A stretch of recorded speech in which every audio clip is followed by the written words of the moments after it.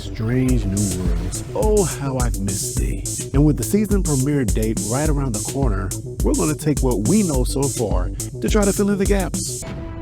Caveat, I know there are certain outlets that have seen the first 5 episodes of season 3. That is not I, so let's speculate and have some fun. First up, Hegemony Part 2.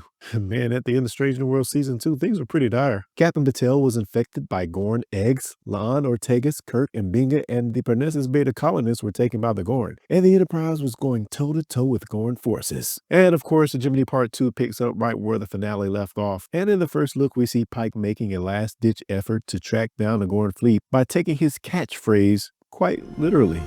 Let's hit it. And in the release footage and other images, we were able to pick up on some other tidbits. And maybe light is the key. In Season 1, it was revealed that Gorn ships communicate via light pulses, a tidbit La'an recalled from a memory of her brother.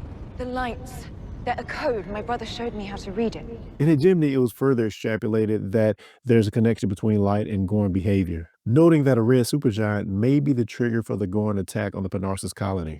With that, it looks like solar flares may be the key to defeating the Gorn and retrieving the landing party survivors. Let's talk about Captain Patel for a minute. I don't think we're going to get a quick resolution to what's going on with her and this sickness, this infection she's had from the Gorn that we know from the past is proven to be fatal. I'm guessing that throughout the season, we may see Pike along with the crew attempt to cure Captain Patel. Maybe it's just in the early stages of the season, but I think that might be a through line. Just a total or random guess here, but it seems like that could be a cool driver for the season if it isn't easily and quickly resolved in the first episode. Next up, Wedding Bell Blues. It's the Federation's centenary celebration, and there seems to be love in the air. First off, I think quite a lot of time has passed between our encounter with the Gorn, and we are on the precipice of the centenary celebration of the Federation, and I think we get quite a bit revealed in the trailer. First off, it looks like Uhura may have a boo from the celebration, which will later be revealed as the baby brother of Erica Ortegas. And I'm guessing this is the episode where Chapel will reveal to Spock and others that she's engaged to Roger Corby. We do see some rather intimate scenes in the trailer, but I'm guessing this will be more of a dream sequence than an actual event. Beyond that, not much more to go on here. We do seem to be at Starbase 1,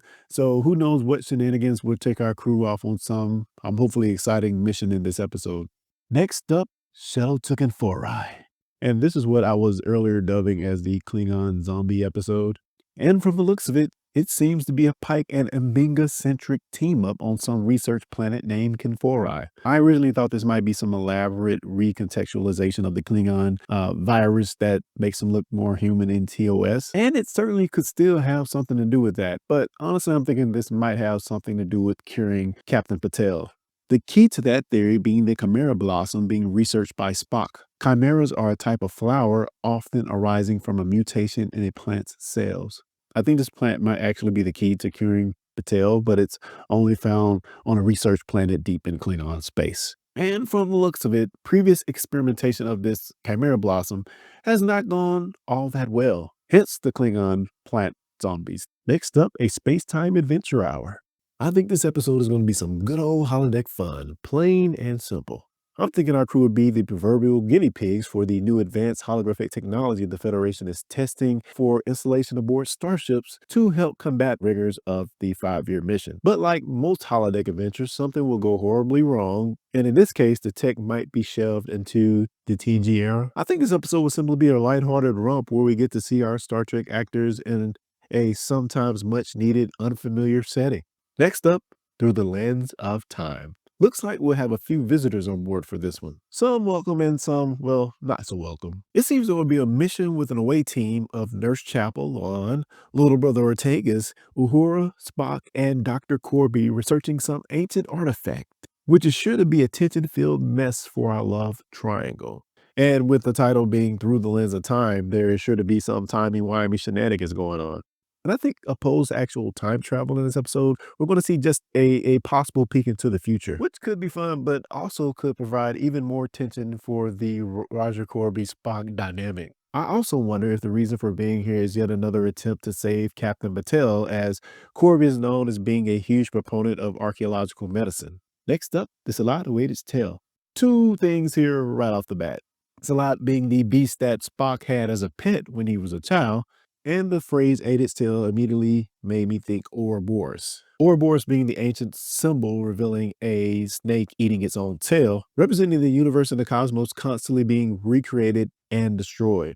And from the looks of it, this will be a Farragut-Enterprise team-up episode where something will go wrong and leave Kirk in command of the Farragut, which might allow for a classic TOS lineup aboard the Farragut of Kirk, Spock, and Scotty. And if I'm being completely honest here, the research on this one led me all over the place. It seems as if the team up could involve the use of the dual power of the Farragut and the Enterprise phaser arrays to activate some ancient portal that Pike and Patel travel through. While this again is mere speculation, I think it could be another opportunity to try to save Patel, though she looks fine in these pictures, so honestly, I'm not quite sure. This also looks like the episode where Pelia is, in her own words, wiring the Enterprise. As it seems, some vital internal communication systems may be inoperable. It also looks like the planet that Pike and Batel were currently on may have been destroyed. So we're going back to the Ouroboros creating and destroying cycle that might be what's going on, a time loop thing. So there's that. And maybe even a Spock mind meld with Kirk. Maybe I'm conflating the footage into this one episode because there's a lot going on just with one episode, quite honestly. But in any case, I think this is going to be a good, fun one from just what we've seen so far. Next up, what is Starfleet? Pike is cooking again. Pike is cooking. Really, that's all I got for this one. Next up, 4.5 Vulcans. This is the episode where we see the comedian Patton Oswalt as a Vulcan with flowers. Seem like some lovey-dovey stuff is going on. It's also the episode where we got the huge preview last year of our principal cast turning into Vulcans. Pike, Lon, Uhura, and Chapel go Vulcan using an altered version of the Kakovian serum that turned Spock back to his half-Vulcan self in the previous season. They use it in order to carry out some super-secret mission with peak proficiency. In the preview, we see Oswald's character appear with flowers, so it could mean that he's fallen in love with one of our now Vulcan crew members. It seems like the entire episode is driven by the quest to return the crew to their human forms, which should provide some very interesting moments. Next up, the last 2 episodes, Terrarium and New Life and New Civilizations.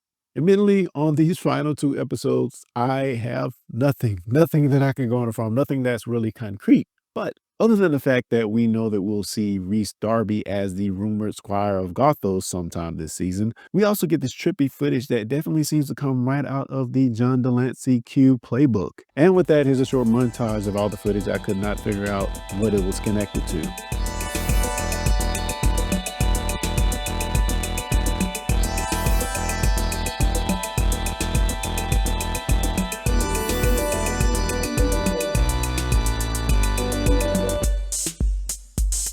What are your thoughts on season 3? Have you heard spoilers? Did you actually get the Agenda Tribeca event or see any of the 5 episodes that have been released to the media? So if you have thoughts, you have more information, please mark the spoiler tags and put it in the comments below. But otherwise, let's speculate together.